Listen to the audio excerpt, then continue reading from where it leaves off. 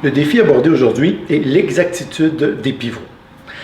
Souvent, on vient me demander un cours privé parce que les pivots sont soit trop prononcés ou pas assez prononcés.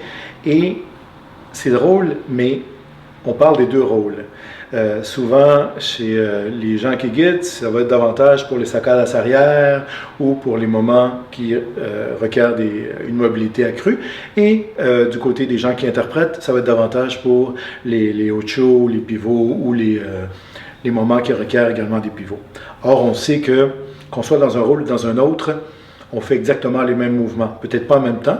On peut faire les mouvements en même temps, mais on peut aussi faire des mouvements opposés ou on peut faire des mouvements qui se complètent. Mais il n'y a pas de mouvement exclusif aux interprètes ou des musiques, des mouvements exclusifs aux gens qui guident.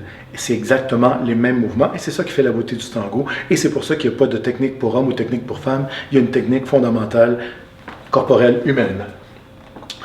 Avant de regarder le graphique, je vous invite à faire un exercice. Placez-vous sur les deux pieds, s'il vous plaît, et mettez-vous le plus ancré que vous pouvez.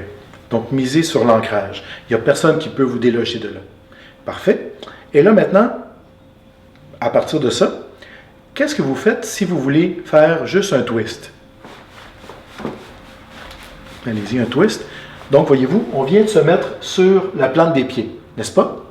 Par contre, est-ce qu'on a gardé notre solidité? De nouveau, on est ancré. Et là, si on fait le twist, voyez-vous, l'erreur, la principale qu'on fait, c'est de se préparer un petit peu trop rapidement à ce pivot. Donc, maintenant, on va faire l'inverse. Reprenez votre position sur deux pieds vraiment ancrés. Et là, plutôt que de penser à préparer vos pieds, je vais vous demander de garder vos hanches les plus relaxes que vous pouvez. C'est comme si chaque os de hanche représentait une lampe de poche. Donc, vos lampes de poche regardent vers l'avant. Et là, votre centre ou votre nombril, tout en gardant vos deux lampes de poche, là, vos deux hanches vers l'avant, votre nombril, lui, fait comme une troisième lampe de poche jusqu'à où votre nombril peut tourner à droite ou à gauche. Il n'y a pas une grande marge de manœuvre, n'est-ce pas? Par contre, une fois que votre nombril a atteint sa limite de torsion, le haut du corps, c'est-à-dire à partir de la cage thoracique, ou si vous déployez vos ailes, si vous voulez, lui peut aller beaucoup plus d'un côté ou beaucoup plus de l'autre. Donc, il y a le centre, ensuite, il y a le haut du corps. Et une fois que vous atteignez votre limite de torsion de votre centre et du haut du corps, là, si vous continuez l'énergie, les hanches et les pieds vont pivoter. Même chose pour revenir, centre, haut, bas.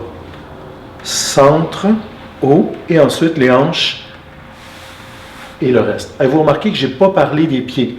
On parle des gros morceaux et les petits suivent. Donc les gros morceaux étant les hanches, et ensuite le reste du corps suit jusqu'à vos métatarses. Donc là maintenant, si on est ici et qu'on fait centre haut jusqu'à notre limite de torsion, et qu'on se prépare à tourner sur les métatarses, sur la pointe de nos pieds, vous allez voir comment on perd en stabilité et on ne sait pas jusqu'à où tourner.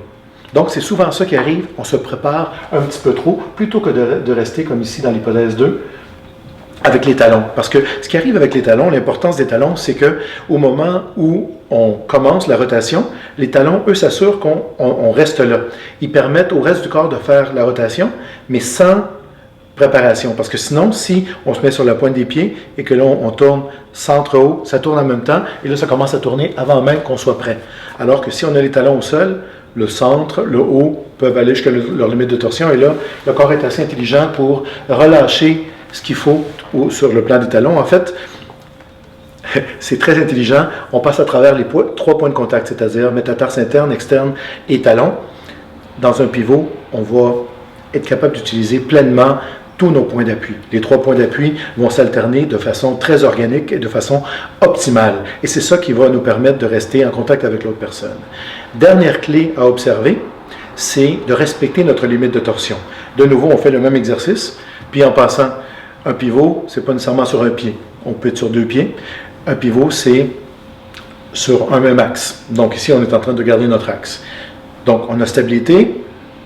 Le centre va jusqu'à sa limite de torsion, le haut aussi. Et là, si on relâche un petit peu, il n'y a pas de pivot qui arrive, même si on relâche le bas. Même chose si on va de l'autre côté.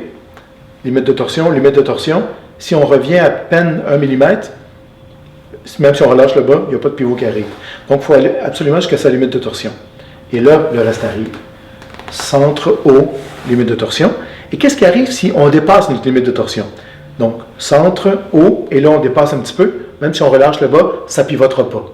Donc, l'idée, c'est de respecter notre limite.